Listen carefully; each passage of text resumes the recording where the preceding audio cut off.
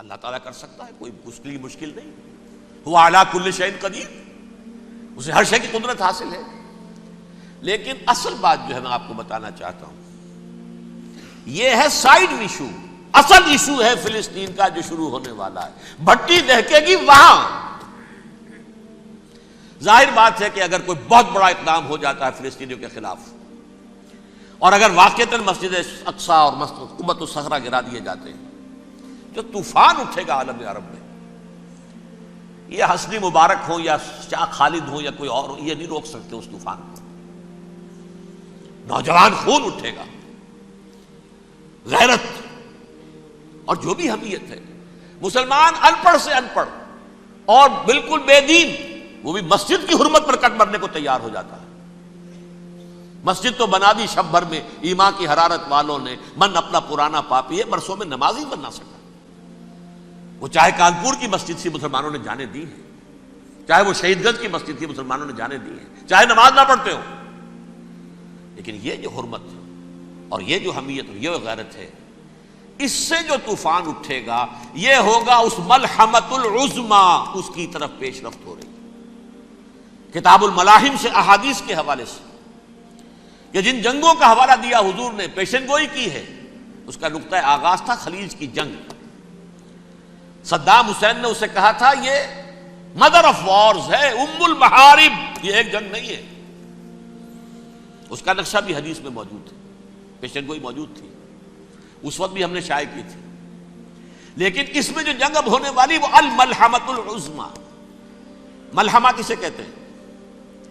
لحم گوشت کو کہتے ہیں، اور قصائی کی دکان کو عربی میں ملحم کہتے ہیں، جہاں گوشت کے ٹکڑے کیے جاتے ہیں. آج کل مشینوں سے ہوتے ہیں، اب جو ہے وہ ہاتھ سے چھریوں سے نہیں ہوتے، لیکن ٹکڑے ہو رہے ہوتے ہیں، جسموں کے چیتھڑے اڑ رہے ہوتے ہیں. ملحمہ، یہی لفظ استعمال کیا تھا حضرت سعد ابن عبادہ نے رضی اللہ تعالی عنہ یوم فتح مکہ. ان کے دل میں تھا کہ اب ہم انتقام لیں گے ان عربوں سے، ان قریش سے. الیوم یوم الملحمہ، الیوم یوم الملحمہ، یہ کہتے ہوئے جا رہے تھے. ایک خاص کیفیت، آج ہے گوشت کے ٹکڑے اڑانے کا دن. حضور سے کہا کسی دن جا کر کے سعد تو یہ کہہ رہے ہیں الیوم یوم الملحمہ، الیوم یوم الملحمہ. حضور نے فرمایا نہیں، ان سے کہو جا کر الیوم یوم المرحمہ، الیوم یوم المرحمہ، آج رحمت کا دن ہے، آج تو میں ان سب کو معاف کروں گا. لا تثریب علیکم اليوم، میں تم سے وہی بات کہہ رہا ہوں جو میرے بھائی یوسف نے کہی تھی اپنے بھائیوں سے، اذهبوا فانتم الطلقاء، جاؤ تم سب کے سب آزاد. وہ ملحمہ ہے جس کو کہ حضور نے حضرت معاذ بن جبل رضی اللہ تعالیٰ عنہ، اس کی روایت ہے، اس میں سے جو ابو داؤد میں روایت آئی ہے اس میں الملحمۃ العظمی، عظمی مؤنث ہے اعظم کا. آپ کہتے ہیں جنگ عظیم اول، جنگ عظیم دوم، عظیم کا باپ ہو گیا اعظم، سب سے بڑا، اور اس کا مؤنث ہے سب سے بڑی، عظمی. الملحمۃ العظمی، سب سے بڑی لڑائی. میرے نزدیک یہ وار کے معنی میں نہیں ہے، بیٹل کے معنی میں. انگریزی میں یہ دو لفظ علیحدہ ہیں، وار، بیٹل. وار سالوں کو محیط ہوتی ہے، بیٹل کسی ایک خاص جگہ پر جو لڑائی ہوتی ہے اس کو کہتے ہیں. حضور کے اور قریش کے درمیان 6 سالہ وار تھی، جنگ تھی. لیکن battles, battle of Uhud, battle of Badr, یہ بیٹلز تھی، لڑائیاں تھیں. تو عظیم ترین جنگ شاید اس اعتبار سے نہ ہو جیسے کہ ورلڈ وار 1 اور ورلڈ وار 2، یعنی اس کی وسعت کا اتنا معاملہ نہیں اور طوالت کا نہیں. لیکن جو لڑائی جو ہے بیٹل ہونی ہے، جس کو کہ یہ لوگ، یا چونکہ میں نے کہا تھا شروع میں کہ سرما ہے میری آنکھ کا خاک حجاز و حول قدس. نیو ٹیسٹمنٹ کی آخری کتاب ہے the book of revelation, revelation of saint John. اس میں آرمگڈون کہا گیا ہے اسے. ہر مجدون، یہ عبرانی لفظ ہے. ہر کہتے ہیں اونچی جگہ کو، سطح مرتفع. مجدون میگیڈو، میگیڈو ایک وادی ہے، مرتفع، وادی مرتفع.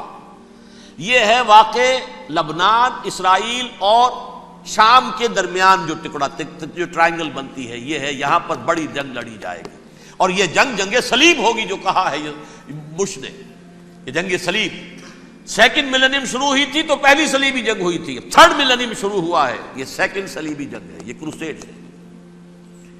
اور میں اس مرتبہ امریکہ گیا تھا تو پہلی مرتبہ مجھے وہاں ایک رسالہ ملا ٹرمپٹ نام کا. یہ امریکہ کے جو بہت ایکسٹریمسٹ قسم کے پروٹیسٹنٹس ہیں، یہ ان کا رسالہ ہے، اور ان کے بارے میں اب کہا جا رہا ہے وہ کرسچین زائنسٹ ہیں. آپ شاید پہلی مرتبہ یہ لفظ سن رہے ہوں.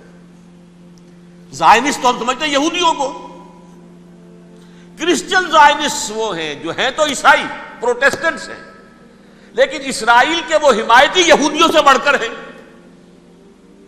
یہ میری کسی پہلی تقریر میں شاید بہت سے حضرات کو یاد آ جائے، میں نے کہا تھا 4 سال پہلے ہمارا تنظیم اسلامی کا ایک کنونشن ہوا تھا ہوسٹن میں، امریکہ کا جنوبی علاقے کا شہر ہے. ایک سیشن اس میں ہم نے رکھا تھا انٹرفیتھ، ایک عیسائی کو بلایا تھا، ایک یہودی بہت بڑا وہاں کا عالم ہے اس کو بلایا تھا. اس یہودی عالم نے ڈاکٹر وشوگراڈ، جو وہاں کی یونیورسٹی میں پروفیسر ایمیریٹس ہے، اس نے کہا تھا کہ یہ اسرائیل کو تو سپورٹ کر رہے ہیں عیسائی، ہم تو نہیں کر رہے. جو پریکٹسنگ یہودی ہیں وہ زیادہ اسرائیل کے حق میں نہیں تھے، یہ تو سن 67 کے بعد انہوں نے اسرائیل کو تسلیم کیا ہے. وہ تو منتظر تھے کہ ہمارا مسیحا آئے گا تو اس کی قیادت میں جنگ کریں گے، جیسے شیعہ منتظر تھے کہ مہدی موعود آئیں گے تو پھر ہم کچھ کریں گے. وہ امام خمینی نے کہا بھائی جب وہ آئیں گے آ جائیں گے، لیکن ہم کچھ راستہ کے لیے. زائنسٹ نے آگے بڑھ کر ریاست قائم کر لی، اور جب یروشلم پر بھی پورا قبضہ کر لیا تب جو ہے در حقیقت مذہبی یہودی جو ہے پھر انہوں نے اپنایا ہے، اون کیا ہے، اور نئے سیٹلمنٹس جو بھی بنے ہیں وہاں پر اسرائیل میں، اس میں اکثر و بیشتر مذہبی یہودی آیا، اور بروکلن کے علاقے سے سب سے بڑھ کر آئے ہیں، جو امریکہ میں نیو یارک کا ایک جنوبی علاقہ ہے، بہت بڑا یہودیوں کا بہت بڑا گڑھ ہے. نیو یارک کو جیو یارک بھی کہا جاتا ہے، وہ تو اصل میں مرکز جو ہے وہ تو یہودیوں کا ہے. اس حوالے سے وہاں پر جو کرسچن زائنسٹ کہلاتے ہیں وہ اسرائیل کے یہودیوں سے بھی بڑھ کر کہیں سپورٹر ہیں. بہرحال اس دوسری صلیبی جنگ کا معاملہ جو میں کہہ رہا تھا، ٹرمپٹ نامی رسالہ، اس کا ایک مضمون ہے دی لاسٹ کروسیڈ. اب یہ آخری کروسیڈ ہے جو شروع ہونے والا ہے. میں تو حیران ہوں کس قدر کھل کے وہ باتیں کرتے ہیں. رومن کیتھولکس کو وہ کہتے ہیں کہ یہ شیطان ہے، یہ پوپ شیطان ہے، یہ یورپ کو اس نے جمع کیا ہے کرسچینٹی کی بنیاد پر، اور اس میں زیادہ تر کیتھولکس ہیں. آپ کو معلوم ہے برطانیہ بڑی مشکل سے شامل ہوا ان کے ساتھ، اس لیے کہ وہ پروٹیسٹنٹس کا سردار تھا، ابھی پوری طرح نہیں ہے. یورپ جو ہے وہ رومن امپائر دوبارہ یہ کھڑی کر رہا ہے، اور در حقیقت یہ جو ہے یہودیوں سے بھی چھیننا چاہتے ہیں اسرائیل کو اور فلسطین کو، اور مسلمانوں سے بھی، اور یہ وہی کروسیڈ جو تھے اربن ثانی کے، اس کی تیاری کر رہے ہیں تاکہ وہاں پر عیسائی حکومت قائم ہو جائے، کیتھولکس کی، پوپ کی حکومت قائم ہو جائے، جیسے ایسٹ تیمور میں کر دی ہے. ایسٹ تیمور میں کون سی حکومت بنی ہے؟ Roman Catholic. رومن کیتھولک اسرائیل میں بنے تاکہ یہ سارے مقامات مقدسہ جہاں اسرائیل پیدا ہوئے، حضرت مسیح پیدا ہوئے، بیت لحم کہاں ہے؟ وہی ہے کہ نہیں؟ جہاں سے ریزریکشن ہوا ان کے خیال میں وہ کہاں ہے؟ وہیں پر ہے کہ نہیں؟ بڑے بڑے گرجے ان کے وہی ہیں. تو اس اعتبار سے ان کا کہنا یہ ہے یہ لاسٹ کروسیڈ کی تیاری ہو رہی ہے، یہ کیفور. اور ان کا کہنا یہ ہے کہ یہ پوری طاقت نیٹو کی جو ہے، یہ پہلے جرمنی سے لائی گئی بوسنیا، انہوں نے خود وہاں جنگ کروائی، انہوں نے خود وہاں پر ایتھنک کلینسنگ کروائی، پھر خود مصالحت کے لیے آ گئے، پھر کوسوو میں انہوں نے خود آگ بھڑکائی. یہ میں نہیں کہہ رہا، یہ وہ ٹرمپٹ رسالہ امریکہ سے چھپنے والا پروٹیسٹنٹس کا رسالہ ہے جو یہ کہہ رہا ہے. پھر انہوں نے کوسوو کے اندر کروایا، اور پھر وہ وہاں پر پیس فورس کی حیثیت سے آ گئے.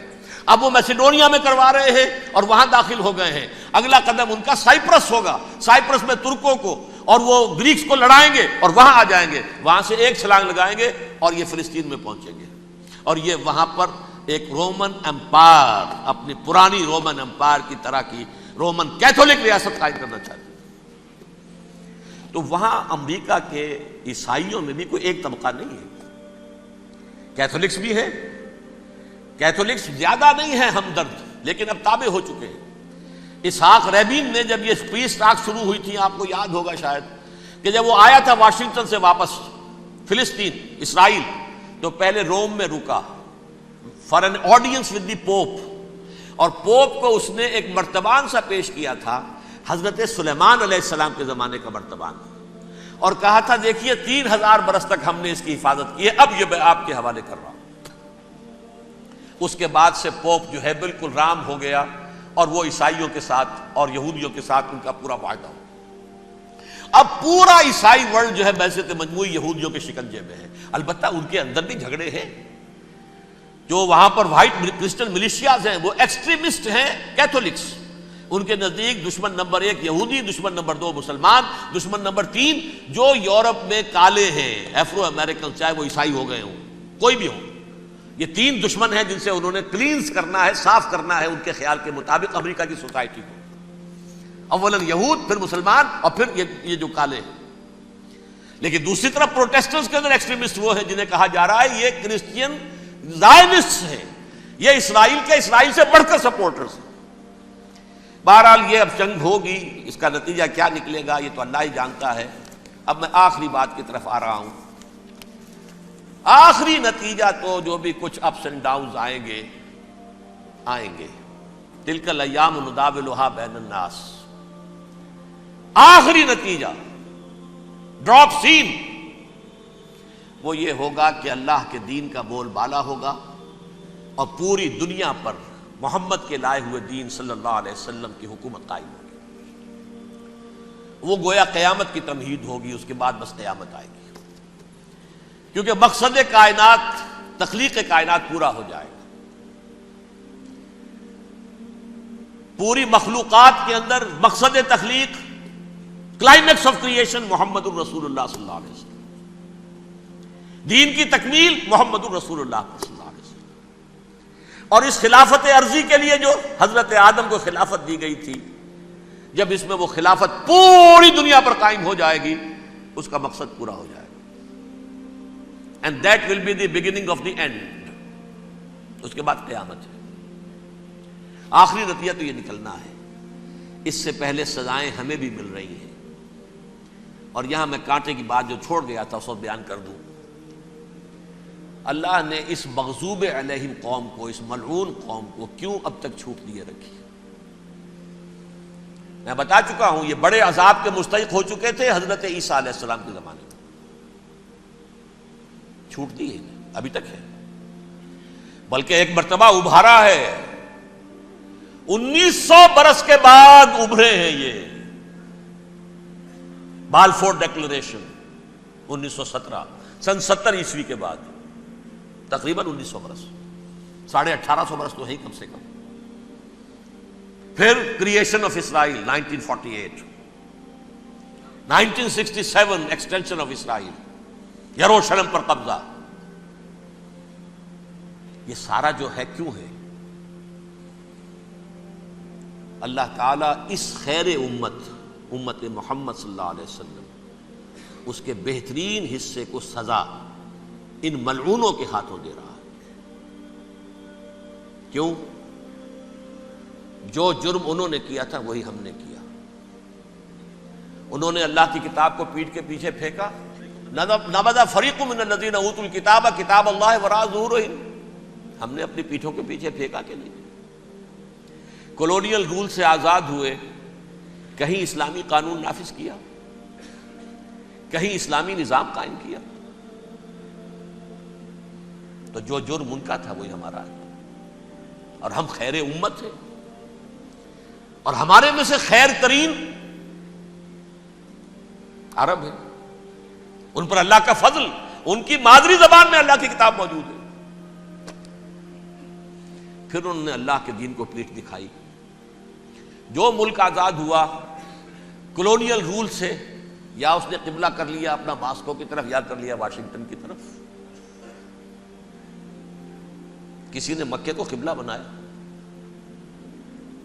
یہ بدترین سزا ہے۔ ویل للعرب من شر قد اقترب۔